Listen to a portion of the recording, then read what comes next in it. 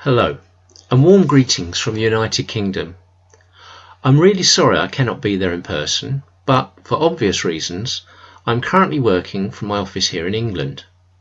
Let's hope that we can all get back to normal as soon as possible. Today's seminar appears to include some great talks, and I wish I could be there to see and listen to them all. Many thanks for inviting me to speak.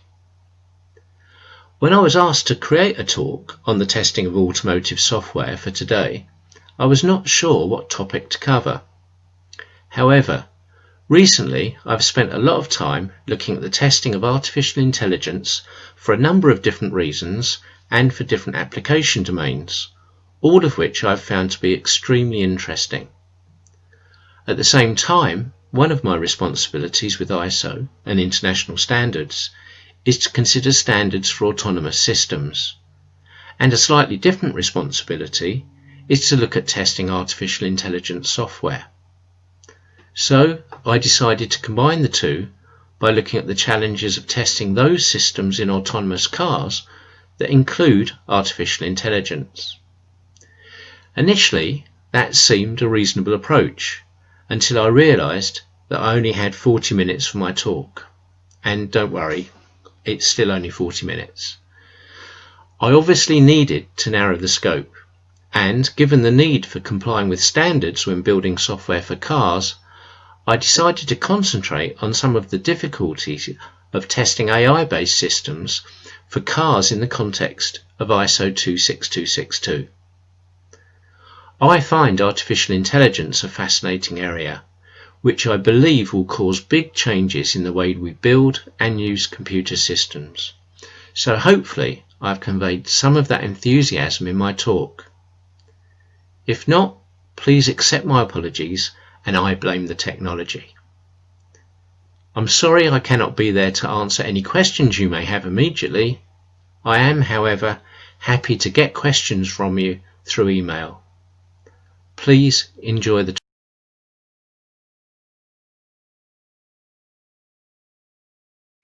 Hello, and thank you for listening to this presentation on testing software for autonomous cars. My apologies that I cannot be there in person, but hopefully the extra time spent on recording the talk may make it easier to follow my English. This talk covers some of the unique challenges we get when we need to perform verification and testing of the software included as part of autonomous cars. The talk will concentrate on two characteristics that are different when we use machine learning as part of autonomous cars. The first characteristic is concerned with how the system is specified, and the second characteristic is concerned with the complexity of the resultant deep neural networks that provide the artificial intelligence, or AI, at the heart of these systems. I have made the assumption that the testing and verification, and of course the development, for autonomous car systems will be performed within the context of the ISO 26262 set of standards for vehicle software. To put the talk in context, I want to remind you of the safety life cycle from ISO 26262, the early parts of which are shown on this slide. Having decided what item we are building for our autonomous car, we perform a hazard and risk assessment to determine those parts of the item that may cause harm if they were to fail, and the level of risk associated with them. For instance, we may have a safety goal of preventing the car from hitting cars in front of it. It is at this point we assign automotive safety integrity levels to the different safety goals. ASILs range from A to D, where an assignment of ASIL D would make the safety goal extremely critical. For instance, where a failure would be likely to cause death to either car occupants or pedestrians. From our perspective as testers, the ASILs are used to decide the test methods and the rigour of the testing that should be applied to the different parts of the system. The safety goals are assigned to technical safety requirements, which adopt the same ASILs, and these requirements are assigned to different subsystems. Then, during system design, decisions are made as to which technical requirements will be implemented in hardware and which will be implemented in software, as can be seen by the two options we have at the bottom of the slide. We are most interested in the software development, and here we can see that ISO 26262 expects this to be implemented using a V lifecycle model. Let's look at this lifecycle in a bit more detail. Here I have compressed both the early and late parts of the safety lifecycle to the two activities above the green dotted line. That is, deriving the technical safety concept at the start and system and integration testing at the end. For this talk, we will concentrate on the software development and testing that is shown by the activities beneath the green dotted line. ISO 26262 is based on a standard V lifecycle model.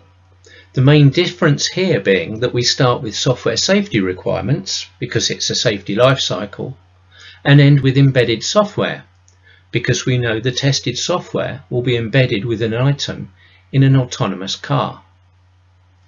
If we look at the left side of the V lifecycle, there is an assumption in ISO 26262 that the safety requirements of an item are completely specified, and each refinement can be verified with respect to its specification. We can see that we have verification at each stage, where the output is checked, that is verified, against the specification from the previous stage. This is shown on the slide by the blue dotted arrows.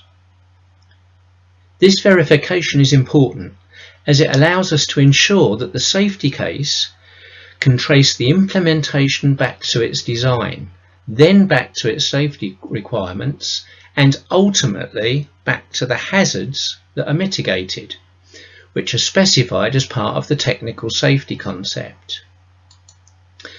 There is also the assumption that we can use these complete specifications of required behaviour to generate a full set of test cases that cover every requirement at every level, as shown on the slide by the purple dotted arrows.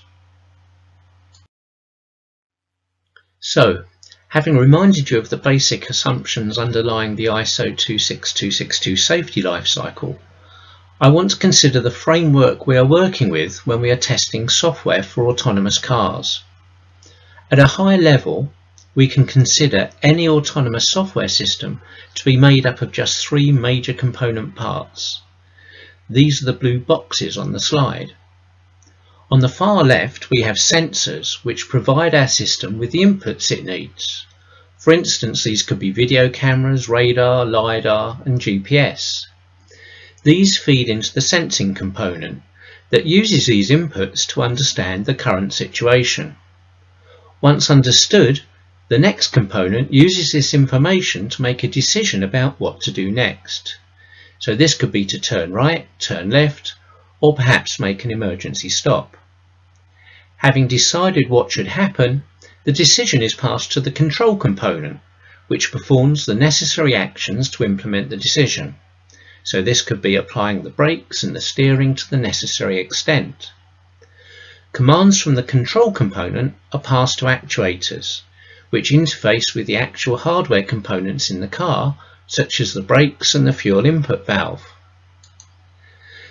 The amount of artificial intelligence included in an autonomous system can vary a lot, and 1, 2, or 3 components may be implemented by AI. Most likely to be implemented by AI is the sensing component, whereas least likely is the control component.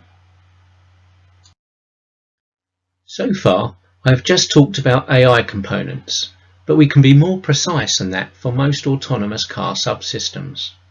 At present, the majority of AI components in autonomous cars are based on the machine learning form of artificial intelligence, and the most popular machine learning components are deep neural networks.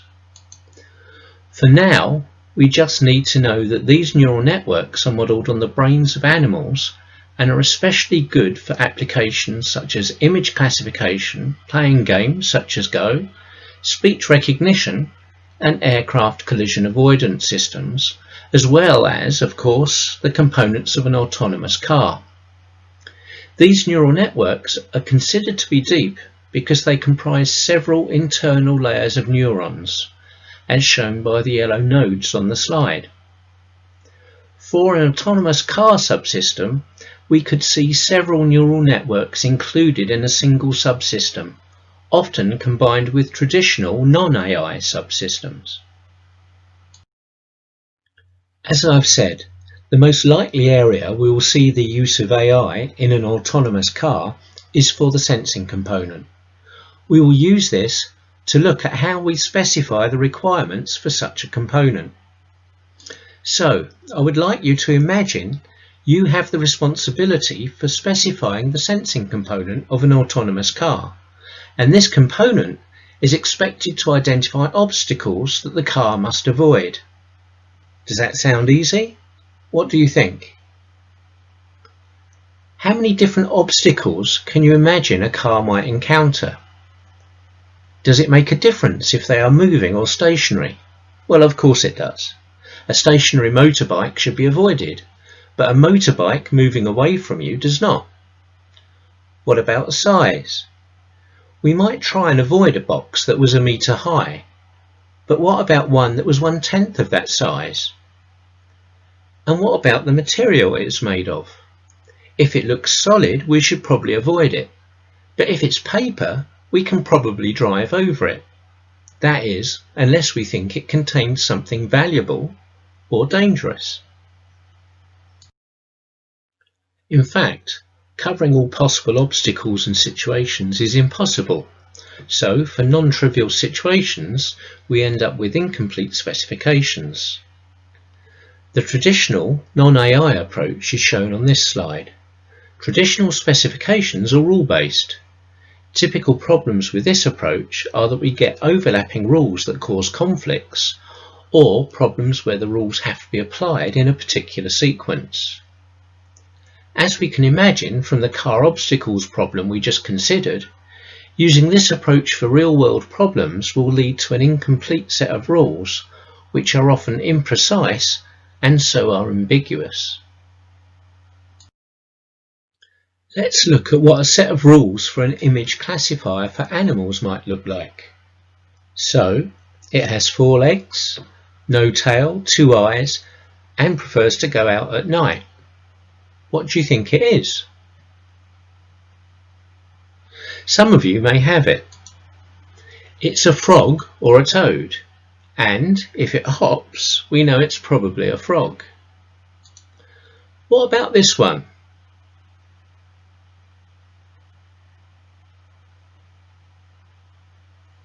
Does it sound like someone you know? Maybe? Well, it could be a human, but it could also be an octopus, which shows that specifying image classifiers with a rule-based approach means we have to be very precise with the rules. And if we are looking at putting our autonomous car on real-world roads in cities, towns, the countryside, deserts or mountains, we would have to be far better than we are now at rule-based specification if we wanted to build a car that could cope with all possible situations. A workable alternative to rule-based specifications is to use specification by example. With this approach, we don't use rules, but instead provide examples of what we want the system to do. So, if we want our system to be able to identify pedestrians, we provide it with examples, as shown on the slide. A machine learning framework uses training data, which are made up of examples, to train the neural network, and when the neural network is run for real and it encounters new scenarios, a good neural network is able to generalize and fill in the gaps to make educated guesses for the new scenario.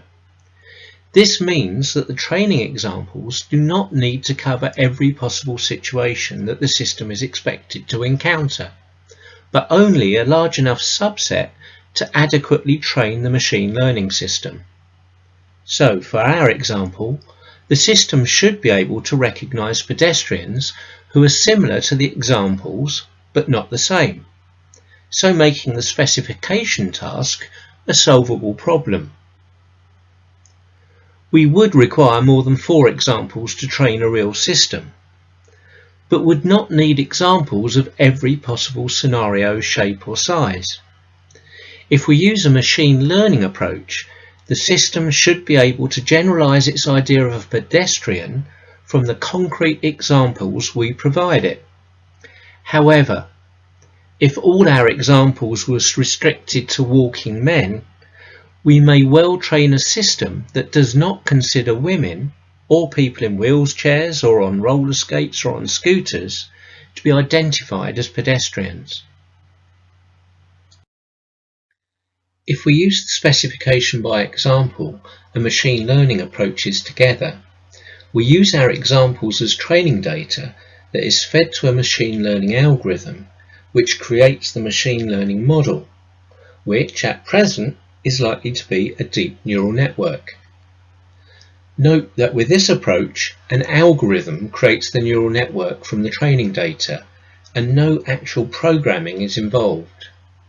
With this approach, the quality of the resultant AI component, the ML model or neural network, is dependent on the quality of the selected training data and the suitability of the training algorithm for the problem. As shown on the slide, the machine learning approach is not perfect. For instance, if we fail to provide any training examples of a class of objects that we want the system to identify, for instance, we provide no examples of small children, then the resultant system is unlikely to identify them correctly. It is quite easy for the training data to be missing some needed examples, thus resulting in an incomplete specification when using this approach. Using training data can also result in a different problem with the specification, that is bias. If the training data is not representative of what we believe would be fair use of the system, for instance, we only provide images of male Koreans in the training data, then the resultant system is likely to be excellent at spotting male Korean pedestrians, but less effective at spotting female or non-Korean pedestrians, in which case we would consider it biased. However, the problems of incompleteness and bias in training data and machine learning are typically easier to manage than the difficulties that occur when using a rule-based approach to image classification. Hence the recent surge in popularity for machine learning in this and other related areas. For some autonomous system functions, such as image recognition, machine learning by example has been found to result in systems that are far more effective than traditional approaches. However, example-based specifications do cause problems with the testing. The ISO 26262 standards are heavily reliant on suggesting test techniques based on requirements. But many of these techniques are not flexible enough to work with example-based specifications, meaning that about 50% of the testing methods required by ISO 26262 cannot be applied if machine learning from training data and example-based specifications are used to build the software. A second problem arises when the specification is purely made up of examples. It is extremely difficult to determine expected results for any possible input when the specification is only made up of examples. And we are not allowed to use the training data for testing, as this would be like asking a student exactly the same questions in both the practice and the real exams. This problem in determining the expected results for test cases leads to what is known as the test oracle problem, where it is difficult to determine if a test case passes or fails. If we return to look at the safety life cycle from ISO 26262, we can see that if we use machine learning, then problems with compliance arise in all three software testing phases. There is an assumption in ISO 26262 that the specifications for requirements, design and the unit designs can all be used to both derive test cases using requirements-based testing techniques and also to derive expected results. With example-based specifications, both of these activities become much more difficult. On this slide, we can see that testers have several possible solutions to these two problems. For instance, both exploratory testing and metamorphic testing address the test generation problem by providing techniques for generating new test cases without the need for complete specifications. And all four of the approaches shown on the slide can be used to address the test oracle problem, where there is no specification to easily determine the expected results. It should be remembered, however, that these solutions, although workable and effective, are not enough to ensure compliance with ISO 26262. If we decide that the most effective approach is to use machine learning as part of our autonomous car system, then we should be aware that other than using the test approaches already mentioned, there are some additional verification and testing approaches that should also be considered and probably used. These include reviewing the data for completeness, bias, and compliance with ethical guidelines.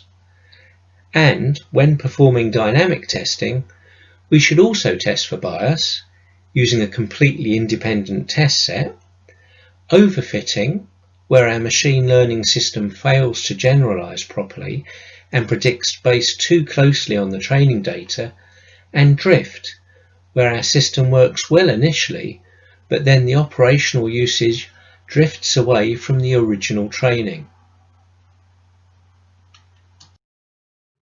Next, we are going to look at another problem we will get if we try to use neural networks as part of an autonomous car system. We saw earlier that a deep neural network is made up of several layers of neurons, where each neuron in one layer is connected to each neuron in the next layer. On this slide, we can see just a small part of a deep neural network.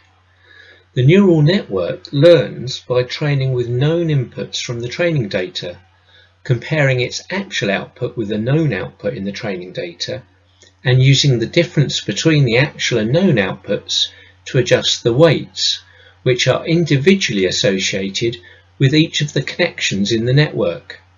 Thus, the links which produce correct answers are strengthened and those which generate incorrect answers weakened.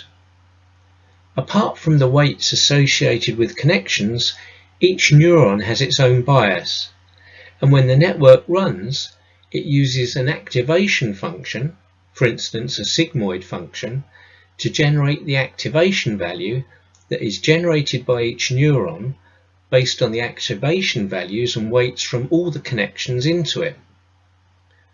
Although in isolation the workings of each neuron can be understood fairly easily, when considered alongside all the other neurons, the whole neural network becomes an extremely complex artifact. This slide shows an image classification neural network from about 8 years ago. It consists of 5 convolutional layers, some of which are followed by max pooling layers, and 3 fully connected layers with a final 1000-way softmax. This network was made up of 650,000 neurons and 60 million parameters. As you can see, neural nets can be inherently complex, making it impossible for us to look at them and determine the rules they are using to make predictions. To give you an idea of how complex these neural networks can become, about 3 years ago, the world's largest neural network had about 160 billion neurons, which is about twice as many as an average human brain. Practical neural networks are extremely complex, which causes us 2 major problems from a verification and testing perspective. First, because we cannot see how the net generates its results, we cannot review them in the same way we can with source code. Thus we have a review problem. About 3/4 of the reviews required by ISO 26262, for instance inspections and walkthroughs, are not available if we implement the component of our autonomous car as a neural network. Similarly, we have a results analysis problem when we get results from static analysis and dynamic testing of a neural network. With a programmed system, as opposed to a trained neural network, we can quite easily see anomalies in the code highlighted by static analysis and use the test results to identify causes of failure. However, if we implement the system using a neural network, then the interpretation of static analysis results and dynamic test results becomes extremely difficult. There is an assumption in ISO 26262 that the safety requirements of a component are completely specified, and each refinement can be verified with respect to its specification. This would normally be performed using reviews and inspections, and is highlighted on the slide by the verifications in the red. For autonomous car subsystems implemented as neural networks, these reviews become extremely difficult due to the complexity of understanding the neural networks. The static analysis and dynamic testing of the neural net at the lowest level would be carried out during software unit verification, which is highlighted on the slide in green. This is where the complexity of the neural network makes analysis of test and static analysis results extremely difficult, if not impossible. Thus, as we saw earlier, neural networks have some particular characteristics, in this case complexity, that makes full compliance with the current version of ISO 26262 impracticable. To address the problems caused by the complexity of the neural networks, we ideally require the networks to have 3 characteristics. The first characteristic, shown at the top of the slide, is known as transparency and describes how easy it is to determine which machine learning algorithm and training data were used to build the neural network. As long as the neural network is being tested by testers from the same organization that developed it, this should not be a problem. However, if the network is provided by a third party, then transparency can be most easily achieved by the developers providing details of the machine learning algorithm and training data used. The second characteristic, shown at the bottom of the slide, is known as the explainability, which describes how easy it is for the tester to see how the neural network arrived at its result. This can be achieved for many neural networks through visualization software that shows how the different inputs to the network affect the results. The final characteristic is known as interpretability and describes how easy it is for the testers to understand the technology underlying the creation of the neural network. To achieve sufficient interpretability, the developers may have to select models that humans find easier to understand, and in practice, that may mean using different forms of AI and machine learning than neural networks, such as rule-based AI. In practice, the developers may have to make a trade-off between the interpretability and the accuracy of the delivered machine learning component, as we will see on the next slide. This slide shows an example from some US research on the interpretability and accuracy of machine learning systems built using different techniques. What we can see is that deep learning appears to provide the best performance or accuracy. However, at the same time, it also scores lowest for interpretability. So it is really effective, but it is also very difficult to understand. We are likely to find that for safety-related autonomous car subsystems, some developers will decide to compromise on the accuracy provided by deep learning and use a simpler approach so that their systems are easier to interpret and so easier to verify and test, and so can also fully comply with ISO 26262. They may then mitigate this loss in accuracy by designing systems with multiple simpler AI components running in parallel, which will allow the accuracy to increase. In this way, the chances of detecting, for instance, a pedestrian crossing ahead of the car will be similar to a single deep learning system, but this will of course have come at increased costs. We have already seen that the use of example-based specifications and complex neural networks can make it very difficult to perform effective verification and testing while still complying with ISO 26262. In this final section, we will identify one further area of concern when we use machine learning while still trying to comply with ISO 26262. One of the core requirements of ISO 26262 is that it must be possible for the safety case to trace the implementation to its design, to the safety requirements, and ultimately to the hazards that are identified from the hazard analysis. In fact, ideally, we need to be able to trace a safety goal identified at the start of development all the way through the different levels of technical requirements, design and implementation, all the way to the test cases that check that the requirements and design are implemented and back again. This is shown by the red lines added to the life cycle. Using a non-AI traditional approach to development, higher level requirements are implemented and traced to one or more design parts, and these are then implemented by one or more pieces of code. When we move to using machine learning, we get a couple of problems with the traceability. The first problem arises from the use of example-based specifications.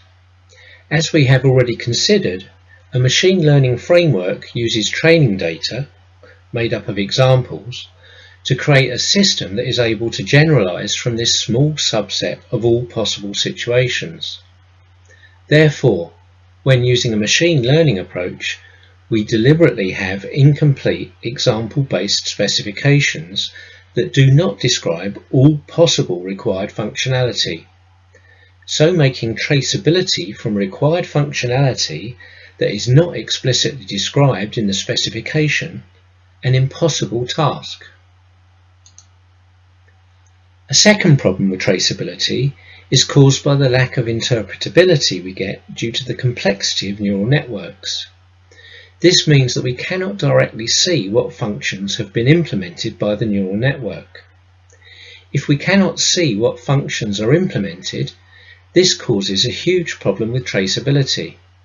As we have seen, for traditional systems we can normally identify the source code that implements a required function.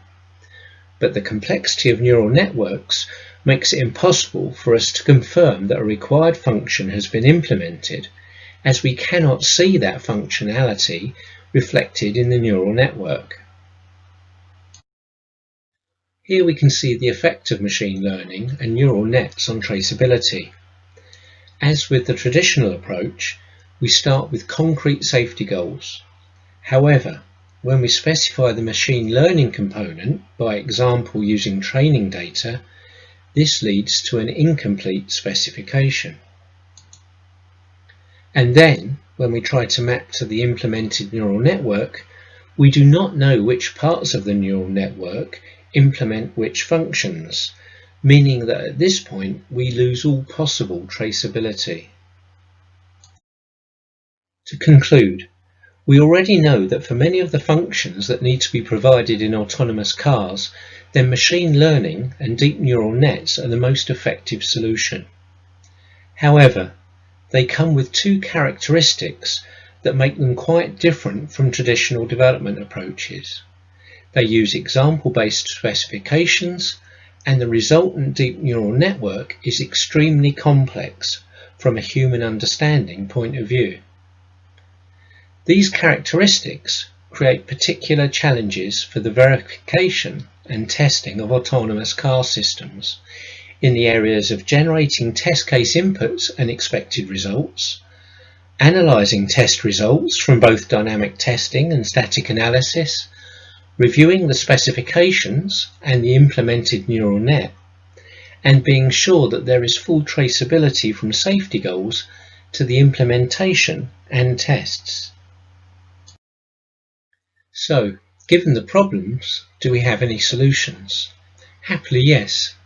The test generation problem can be addressed by a number of different approaches, such as exploratory testing, metamorphic testing, A/B testing, and back-to-back testing. The problems related to understandability are a little more difficult from a testing perspective, as they require more collaboration from the developers. If we are to use machine learning in autonomous cars, then we need to improve the transparency, interpretability and explainability of these systems to meet the requirements of ISO 26262. And it may be that the developers have to come up with alternatives to deep learning until deep neural nets can be made easier to understand. This is a field of AI that is growing in importance, as it also applies to any AI-based system where we need to be sure that the predictions are right, such as in medicine and law. Finally, I would make a plea to those responsible for ISO 26262, and that is to either provide additional guidance on how to apply the current 2018 version to AI-based car components, or publish a new version that includes requirements and recommendations in this area. I think this is a matter of urgency, given the number of car makers who are already or intend to include AI in their vehicles. Thank you.